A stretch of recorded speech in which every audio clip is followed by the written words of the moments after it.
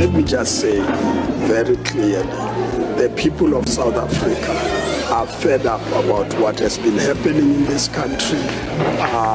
They are determined to make sure that no politician takes them for granted. Nobody undermines our intelligence.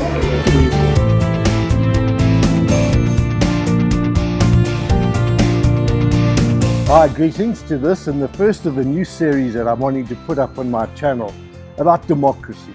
The background is that a few weeks ago I was privileged to be invited to a gathering of civil society folk and organizations under the broad banner of a campaign known as Defend Our Democracy. And that inspired me to initiate a series of dialogues with people of my generation, over 60s, to get them to reflect with us on how they were changed and what changed them from the dark days of apartheid past.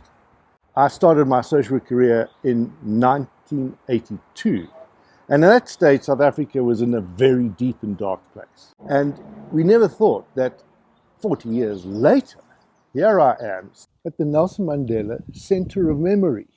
Who would have imagined that the person I'm waiting to interview is somebody who was responsible for apartheid in as much as he was a National Party cabinet minister, but somebody who played a critical role in moving history forward. Leon Wessels. Now, Leon has just recently published a book, Encountering Apartheids Ghosts, from Krugersdorp to Constitutional Hill.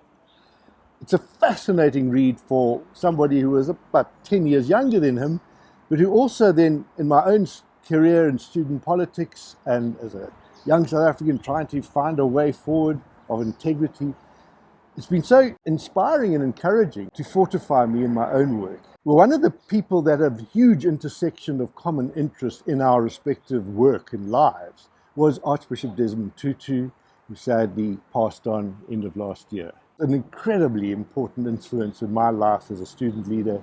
And there's a wonderful story which I tell in the Mail and Guardian, and if people want to just check the link above, you can read that. And it was through that relationship that I had with Archbishop Tutu that when I came to publishing my book, I asked him if he'd be so kind as to endorse it.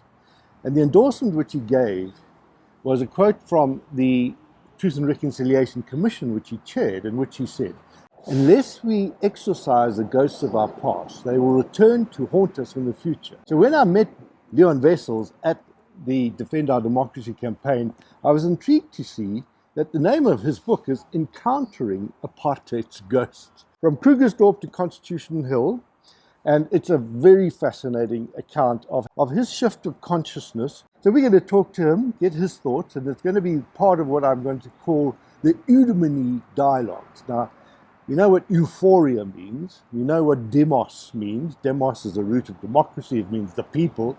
So Eudemony is an intensification of people-driven or people-centered participation in the shaping of our society. So let's see what Leon has to say, and thank you, and please subscribe to my channel. Thank you.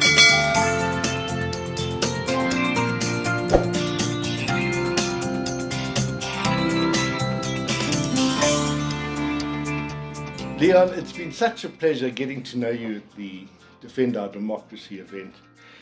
And to then read your book, I was so intrigued that it seemed to me that the key that helped me understand your narrative was the incident when you were at high school, where you were such a keen horse rider and you had the indignity of being beaten in a jump-off by a woman. Absolutely. But it wasn't the fact that she was a woman, it was a Roman Catholic. Absolutely. Absolutely. Now, I take it you don't take any offense that I'm a Roman Catholic about to interview you today. Not at all. Now, the reason that caught my mind is that the point you had made in that, you said, I thought God was on our side. Absolutely. How can a Roman Catholic woman beat me in a jump-off? Absolutely. Now, the interesting thing is my background was also brought up very much as feeling in Dundee, in small town in Northern Natal, that there was ons was die roze gevaar, and over the years to see at least those barriers broken. So say something more about that event, because it seemed to me to be an event, if I were to describe it, as how to fail successfully. You failed to win the competition, but there was something of a success that emerged. Yeah, isn't it amazing to think about it now and to imagine that that was how we were molded, so to speak, that anybody and everybody that wasn't part of the Dutch Reformed family was cursed to be the underdogs everywhere, and also in show jumping competitions. And the whole idea that God was on our side, how one over the years then had to grow up and mature and develop a broader worldview. Thinking of it now, it was a very exciting journey. It wasn't an easy journey, but it's a liberating experience to discover that you are not the only human beings on this earth, and neither do you have the wisdom that, and everybody else is denied the wisdom and truisms and so forth. Yes, I'm happy that I managed to break those shackles.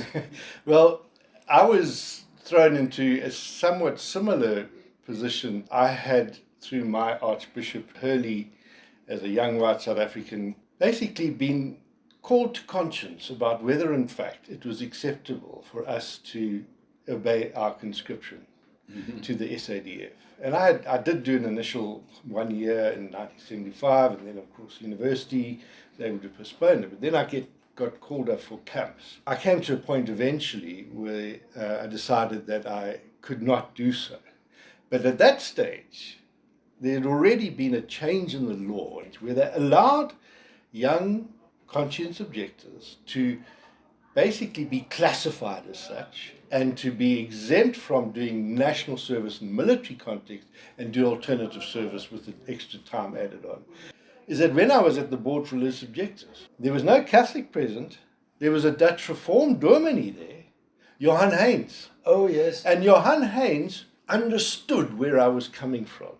And he was the guy that encouraged me to basically articulate what it really was that was doing it. So there's a saying which the Jesuits teach that God can write straight with crooked lines. Oh, yeah. So for me, it looked like a very crooked line to see you doing your hands. Were you at all involved in that? No, I was not involved in that. I was aware of it. And I'm not convinced that it was so much an idea that intended to be a softening of the approach as much as it was an idea to avoid embarrassment.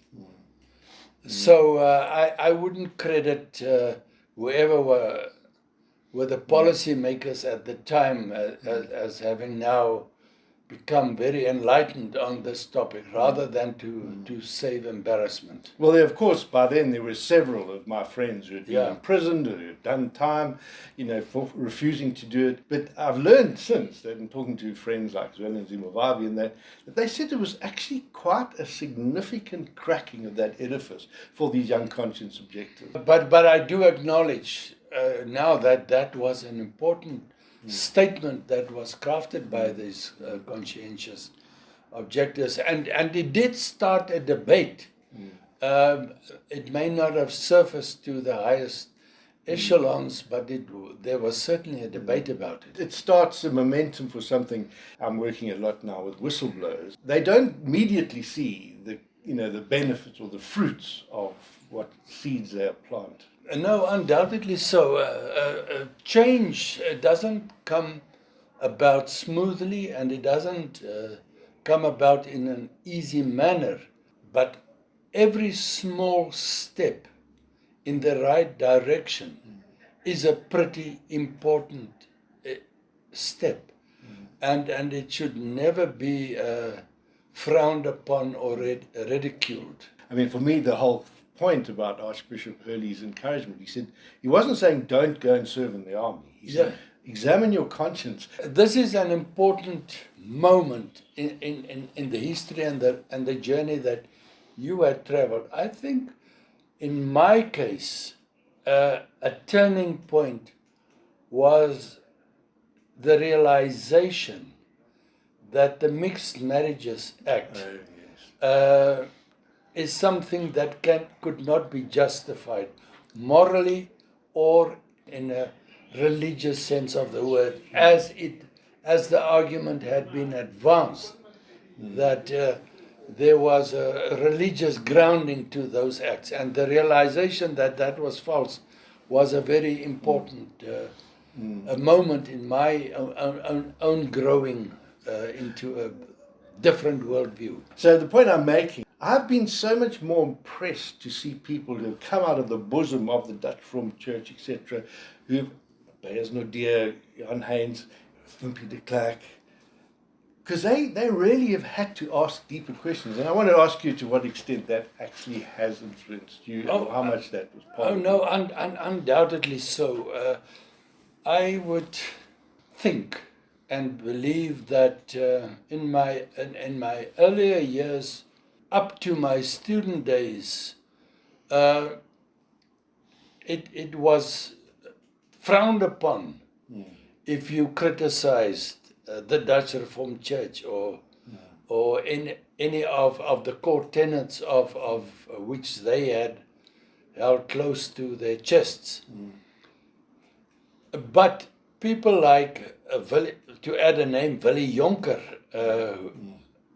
and Johan Hens, of course, and others, helped us to understand that it was possible to not only to rethink, but also to criticize the dogmas of the day. And in many respects, I like to believe that they assisted me to grow politically in the direction that I did develop ultimately. Well, let's talk about the politics, because that was also fascinating for me, is that here you were elected under huge contestation from the Conservative Party with Clive Derby-Lewis, and you made it into Parliament. But the paradox of it was thanks to the fact that the Progs actually didn't contest it. So I wanted to know, how did it leave you feeling that your entry into politics was, in a sense, facilitated by them? Because if they had, it's pretty certain that Clive Derby-Lewis... Oh, no, undoubtedly so. Politics is a very strange animal. Politics is divisive by its very nature. But when you move out of the party political arenas, like Parliament, for example, and you meet each other as human beings, you feel attracted to one another as human beings, and you exchange views, and you develop respect for each other. In many ways, people like Helen Suzman, like Colin Eglin, like Ray Swart, Tiaan van der Merwe, influenced me, not in the political arena, but when we met as human beings. And those circumstances where we had these off-the-record discussions, we always knew that the polarized party politics that we had been a part of would have to change, and that we would find another along the way. And when the Progressive Federal Party decided to stand back in that contest, the words that were used, albeit that we never met, there was never a discussion, negotiation about that, said, we don't care about the National Party, but we would like you as a human being to be in Parliament because there would be change, and we think that you have to have a role to play under those circumstances. That was exciting, because in other, I would not argue that I was now a different person. I think it was the moment where all those informal discussions had come to a head, where we realized that there were shared values and shared principles. And this was the moment. And as long as those shared values and principles carried the day in the National Party circles, I would have a role to play. But if not, they would either kick me out or I had to leave. I got the feeling that from your book that the relationships you had with your fellow National Party MPs in your caucus was very much more complex and difficult and painful for you in some ways in the relationship you had across the aisle. I mean, Helen Suzman, as you say, encouraging you along the way. Absolutely. There's an old political saying that if you stand for nothing, you will fall for anything. So you had to delve deep and understand what it is that you stood for. And if that was accepted by your caucus and your colleagues, that's good and well. But it wasn't easily accepted by them. To give you one little example, when I apologized for apartheid in Oslo, people frowned upon it, but I had told FW, and I have told Pick, who was a colleague that I had to work closely with, that was my position, and I was not going to move from that position. And ultimately, de Klerk also came around and made his different variations of an apology to apartheid. So you knew what your position was, and you had to hold that ground. And if they were to kick you out, so be it. There was this wonderful experience and example set by an American colleague, John Dellenbeck, who was a congressman in the U.S. Congress, House of Representatives,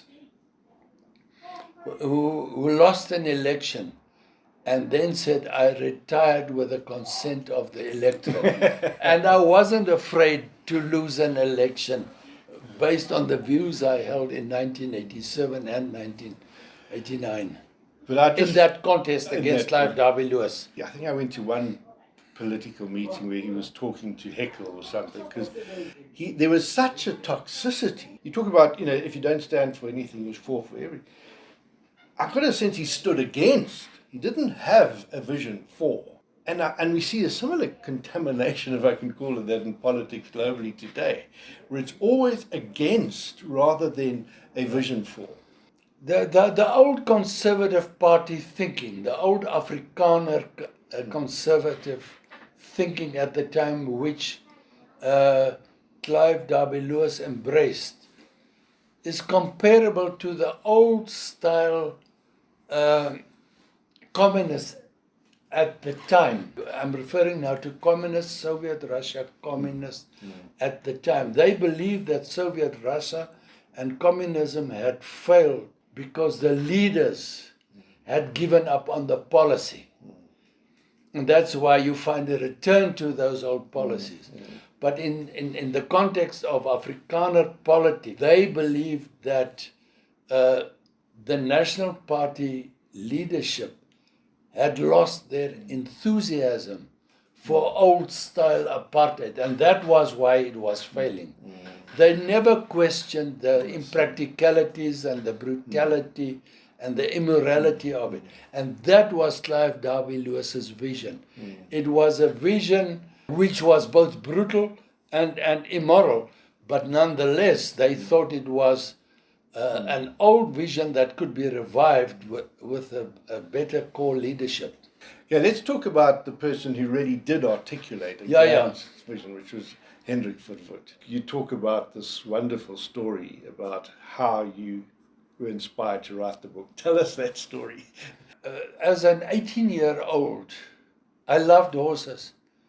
and I love the camaraderie with horsey people, and the whole idea of riding in a escort on horseback behind Hendrik Verwoerd was an exciting event. Of course, Verwoerd was the leader, and of course, I broadly speaking, understood Verwoerd and embraced what he was saying and articulating.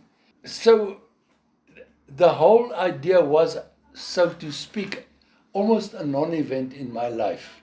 Non-event in the sense it was just another day on the back of a horse, riding behind Hendrik French Verwoerd. That was it. It was just another enjoyable day, being out with the boys, riding horses, glorifying Hendrik Verwoerd. That was just another day. But it took quite a while. 26 years later, I had been a completely different person in terms of politics. And that was when I stood next to Nelson Mandela, and it became a so-called special moment, not only in my life, but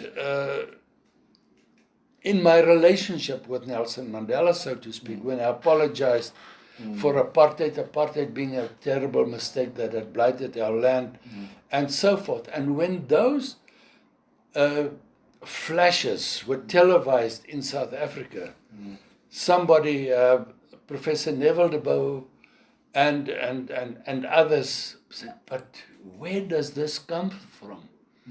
Where does this individual come from? And I think it must have been a very special person to make the connection that the person who made that speech was this very same person on a white horse, riding, albeit now 26 years older, riding behind Verwoerd. And that's when he wrote that little piece and said, who was this man? Where does he come from? And realized that picture was taken by David Goldblatt. And in different ways I've said, I also managed to say to David Goldblatt, but that picture of a non-person, so to speak, I was just a young man riding a white horse.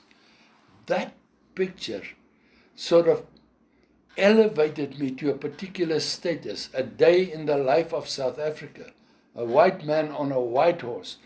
And 26 years later, somebody writing about that picture and saying, what has happened to that rider? And that's when the whole story started. And I said, let me tell you now the story, what transpired in the 26 years. And the reason that resonated with me is that, Verwoerd's grandson, Wilhelm, is a close friend of mine. Now, Oh, yeah. and he has had to go through all sorts of an ordeal. And as I've got to know Wilhelm, and in the early 30 years ago, he said something which I found interesting. He said his grandfather never had any doubt. Yeah. He had an absolute certainty of the ethical and moral, sociological, whatever, rightness of apartheid. What was your experience? Did you have any of Verwoerd himself?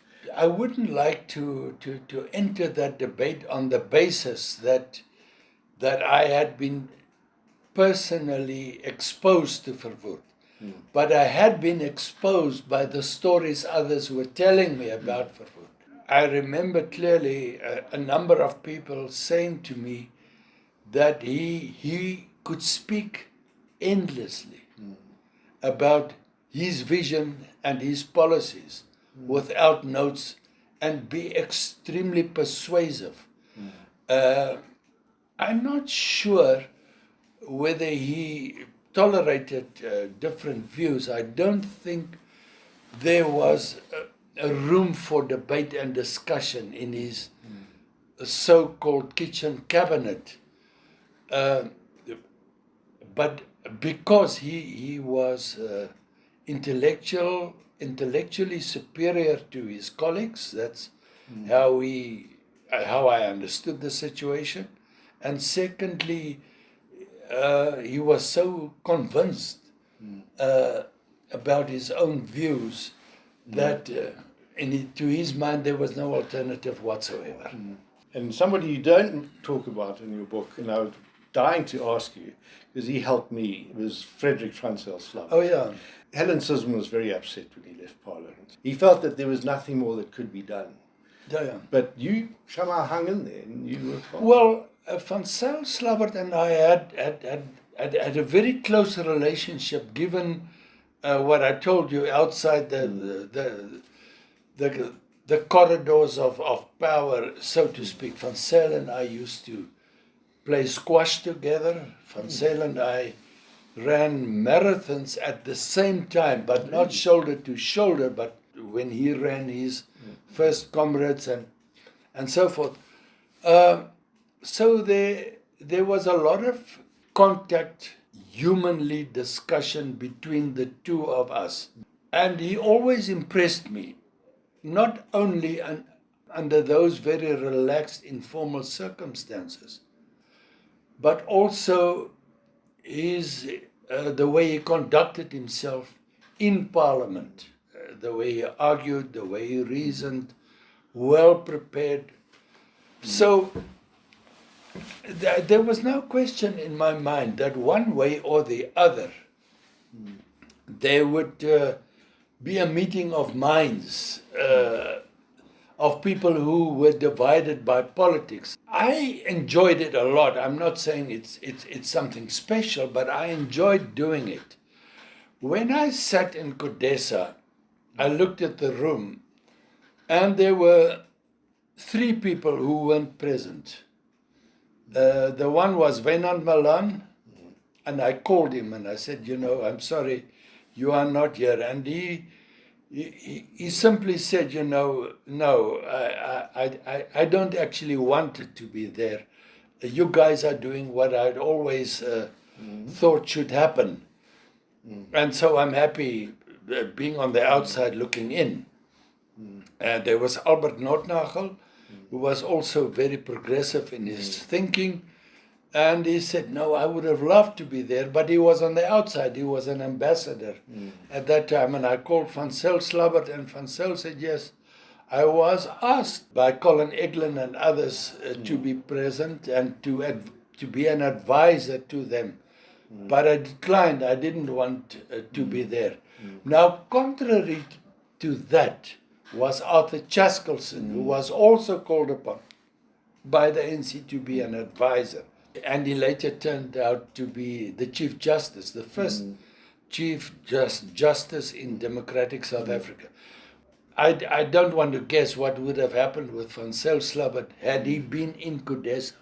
I'm convinced his presence, his talents would have risen to the occasion, and he would certainly have made a mark. Lastly, just on the politics, before we go to the human rights and law, and it's really about history. When I was a student, and I was the vice president of Natal University, SRC, and my counterpart at Wits University was Tony Leon. Oh, yeah. And in 1979, we invited, as NUSAS, as he was then, just Dr. David Owen, who's now Lord. Oh, yeah. Who had just been out of government because of Maggie Thatcher's winning the elections. Well, NUSAS invited David Owen to South Africa to give the annual Academic Freedom Lecture. So I was responsible for the Durban one. He spoke at Wits and he spoke at Cape Town. And I had hosted David Owen and his wife for that weekend while he was in Durban. And it was also another hugely interesting thing. And then obviously getting to know him, I followed his career, read his books, and particularly interested about him being first a neurologist and a doctor, understanding and studying the mental health of people with power, and his real concern of the intoxicating influence that power has in the neurological functioning of people, to the point where they become he calls it the hubris syndrome. Are you familiar at all with any of that? Did you ever meet him? Because I think there's a major need in South Africa for us to understand how people get too high on their own juice and end up becoming out of touch with reality and causing huge damage. No, I never met David Owen, and I can only comment on his theories based on my own experiences about people rising to power. Well, there's this old saying, I first heard Desmond Tutu say that you better be kind to people on your way up, you may meet them on your way down. and I think that happens to people in power, and I am in a way also a little bit embarrassed about myself, because you are surrounded by secretaries, diaries, memoranda, policies, fast cars, people supporting you, escorting you. You almost become a different person, because it irritated me tremendously. Let me give you one example. A little example. When I was in Oslo and making that speech with Nelson Mandela, at that period in my life, I was still a very keen jogger. And the Norwegian government had provided me with security detail. And so they escorted me into the hotel, and there I was. And whenever I left, there they were, and so forth. I often, as was the pattern, wake up early in the morning and go for a little jog. So one day, after my jog, after my breakfast, walking into the conference, one of the security men approached me and said, "Did you go out this morning?" And I said, "I did." "And what did you do?" "No, I went for a jog." And he wasn't fluent in English, but he was showing me the finger and said, "You never do that again." So you become so isolated. You Insulated. Insulated, you become a different person altogether. I once met Helmut Kohl. And Helmut Kohl told me this wonderful story, which I loved to bits.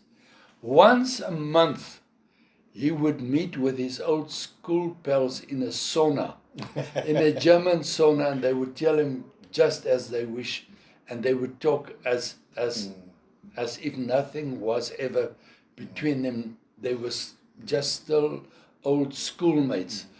And I think that is what was lacking. Even Helmut Kohl stumbled at the end. But that is what happens with people in power. Well, the interesting thing is David Owen talks about what he calls a toe holder. It was not actually his word. I think it was Franklin Delano Roosevelt's word. Because Roosevelt got elected to four terms. But he, in David Owen's study of him, never developed what he called the hubris syndrome, where there was this grandiosity which leads to complete detachment. And he said it was because of his wife, Eleanor Roosevelt. Oh, yeah. And when I told another friend of mine, Tandeka, she said, "Oh, yes, Leon and his wonderful wife." To what extent did your wife keep you grounded? No, I think we do an injustice to her to say she kept me grounded.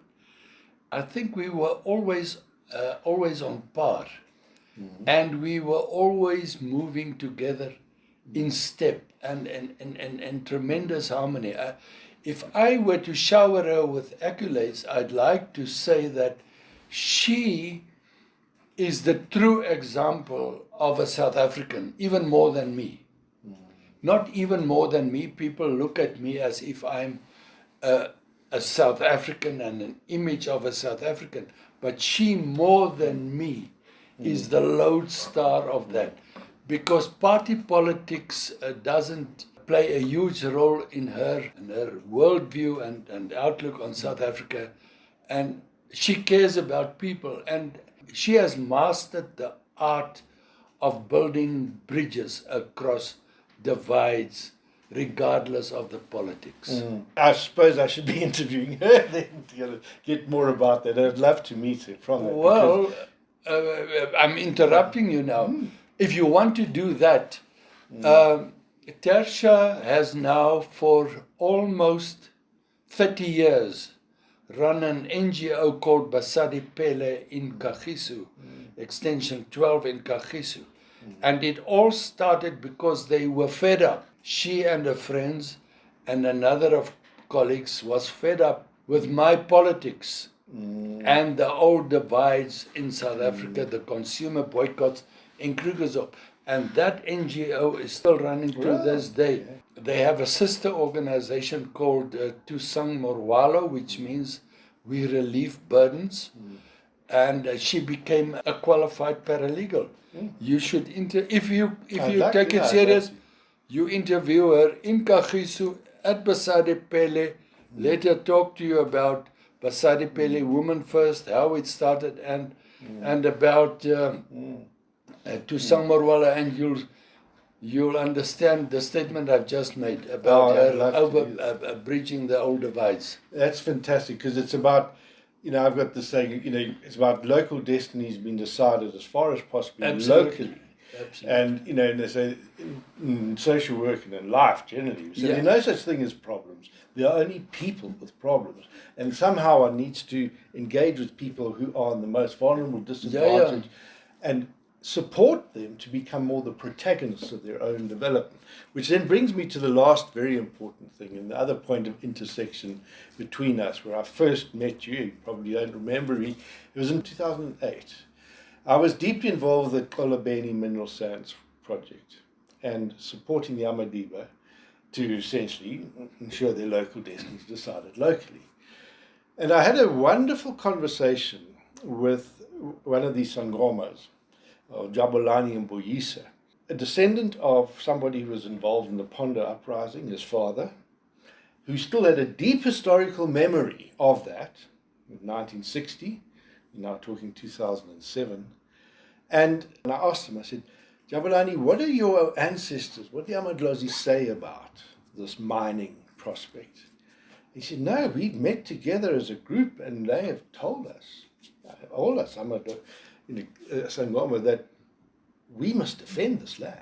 We mustn't allow this to happen. And I thought to myself, oh my gosh, we are going to see a bloodshed. And at that stage, I had begun to make inquiries about lodging a complaint with the Human Rights Commission about alleged violations of the mining right. Richard Spoor was deeply involved with me initially, and we were looking at ways. He was so busy fighting other battles, and he said, John, you just do it, write a letter.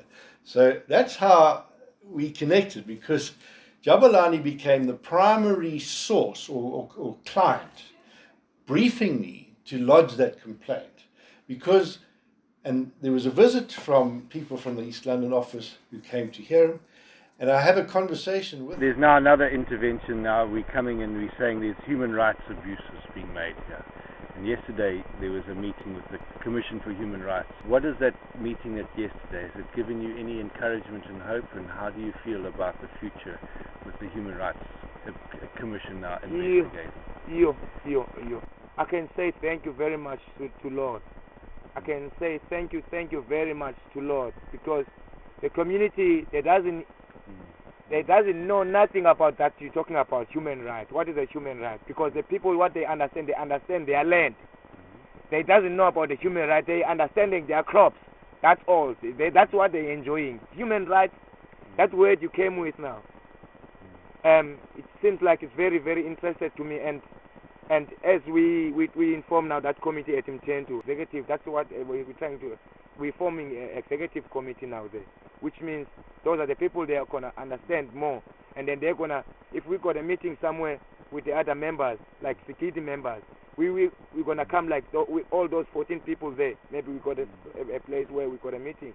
These guys, these people, they're hiding things, we don't understand, And I said to Jabulani in further conversations, Jabulani, you do not need to go to war. You can go to court.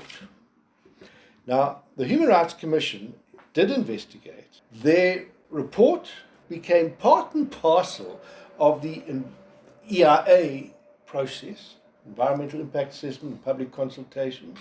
And I believe that was the key reason why in 2008 the mining rights were suspended and then revoked. But in 2008, that's when you had to chair a very audacious action by the Human Rights Commission to subpoena 3 ministers to come and explain what they were doing with respect to that EIA. Tell me more from your perspective what was happening there. Well, I can, with a broad brush, sketch the picture that the executive and the bureaucracy, in many respects, had been very arrogant in the manner in which they treated the citizens of this country. And over the years, in my term at the Human Rights Commission, we became very annoyed with them.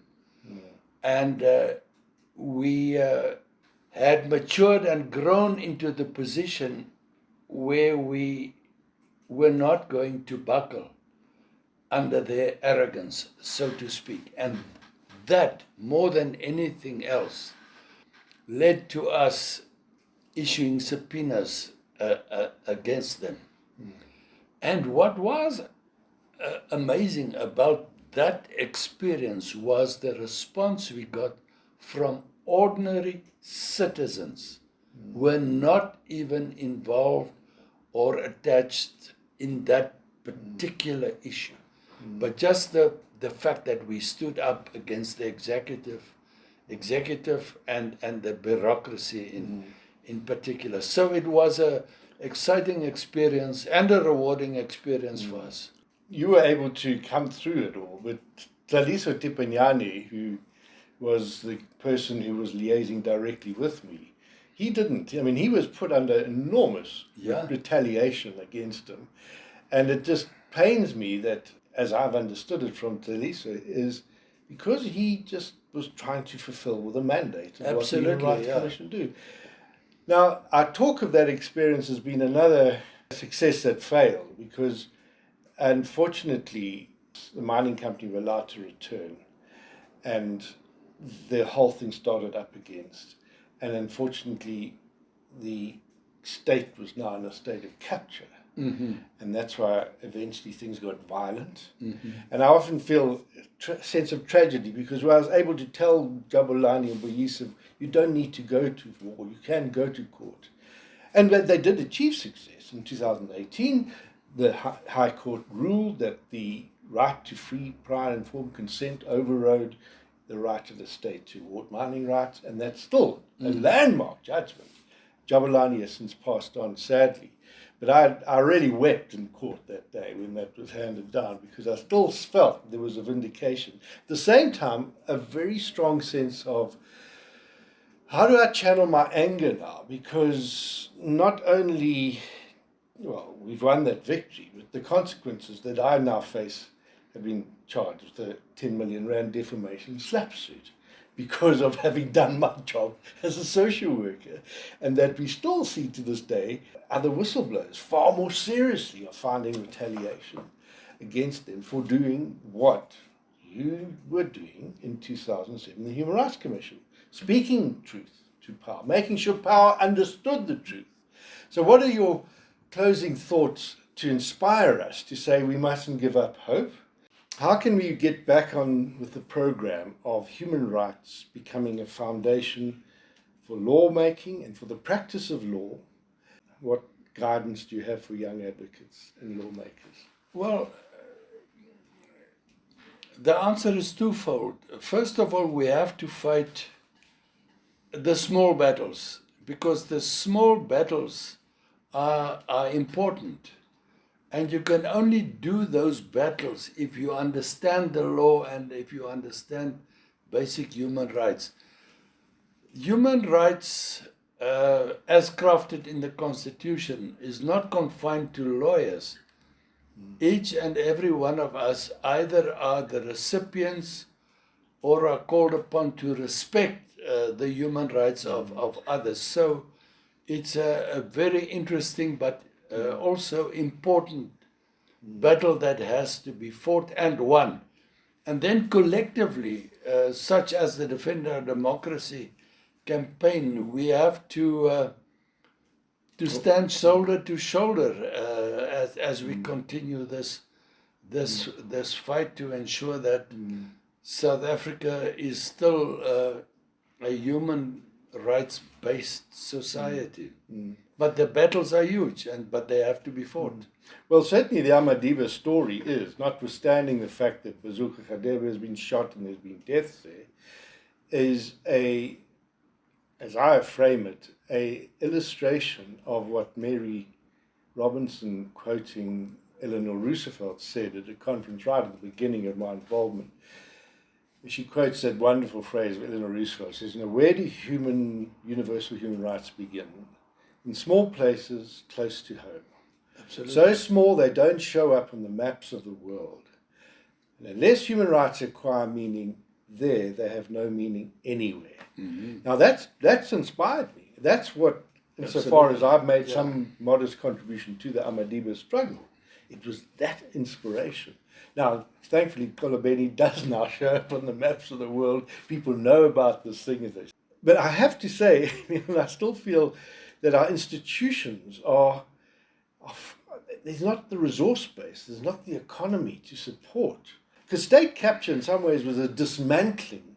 How do we reassemble our institutions so that they can support? Well, the main match will be played in Parliament. On the A field, and that is Parliament. But in a very strange way, civil society has begun to blossom again, almost as it blossomed in the years before democracy, and I think the sponsorships for NGOs are pretty important, and hopefully through that enthusiasm and energy, we will be able to cure the ills of the state institutions that we're experiencing right now. Thank you. Well, any last thoughts that you... No, thank you so much for the discussion. There is no finish line to all these matters. And it's a matter of who is going to give up.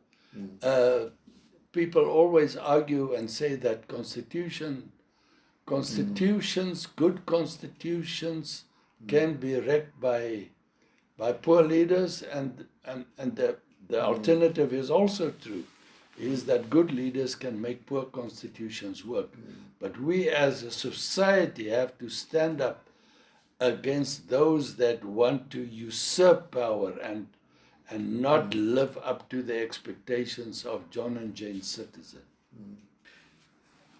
Well, Leon, thank you. When I started out this new series of dialogues, it was still a notional idea about democracy. And what I thought from the Defend Our Democracy conference that we had, that if this movement, as it is now, is going to further mobilize and move from blossoming to seeding, it's actually about human rights. It's about human rights acquiring that deep sense of meaning. It's about understanding human rights as not just simply legal text. It's actually a relational concept. It's about respect. So thank you, and I would encourage folk to subscribe to the channel if you're not already, to circulate this to folk, because we do have now going for us social media, YouTube, and we can spread these ideas to explore further how we can develop our democracy into a resilient force that we can throw off the grave clothes of state capture and exorcise a few more ghosts of the past. Thank you. Well, just to conclude, I have in my previous uploads spoken a lot about the influence of the Chilean barefoot economist Manfred Max-Neef, and how his human scale development theory moved my cheese in understanding much better than Maslow was able to do what really motivates people to develop. Now, the video link which now appears explains his thinking in the context of a conversation I had a few years ago with my friend Sbu Zikode of Abasali Basamjondolo, and in that we unpack Max-Neef's thinking in the practical application to the shack dwellers movement that Sbu leads. Here, the way we treat this concept is what we call human scale development. Human scale development is based on three fundamental pillars. First, the satisfaction of fundamental human needs, the generation of growing levels of self-reliance at local and at national levels, and an organic articulation between people, nature, and technology. By the way, this nice, beautiful thing could have been made yesterday, but by a nice modern designer, well, is 1,000 years old.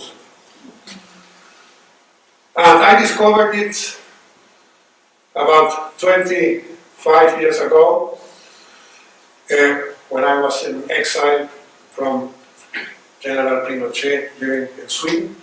I discovered it in a Viking runic stone. And I was working these concepts. And suddenly I said, my God, I mean, this is the perfect symbol for the harmony that should exist between human beings, nature, and technology, so that none overwhelms the other, and to generate a perfect harmony between an interdependence between the three. So in conclusion, the assumption upon which these Eudemony dialogues are now based is that democracy must lead to the restoration of that harmony between nature, humanity, and technology, if humanity is going to survive. And democracy must lead to the progressive enhancement of Eudemony by the synergistic satisfaction of fundamental human needs. Our measure of success is not which party wins a majority to form a government, but the extent to which our political, economic, educational, and health systems optimize Eudemony. Well, that's the concern I'll be putting to future interlocutors in this dialogue series. Our next one is with Mavuso Msimang. I've interviewed him once before in a previous series, so I'm looking forward to seeing how in the last 3 years, as South Africa has gone from bad to worse, it would seem, how he personally makes meaning and sense out of it all as somebody who was one of the leading members of the struggle for freedom and democracy. So look forward to that. Thank you.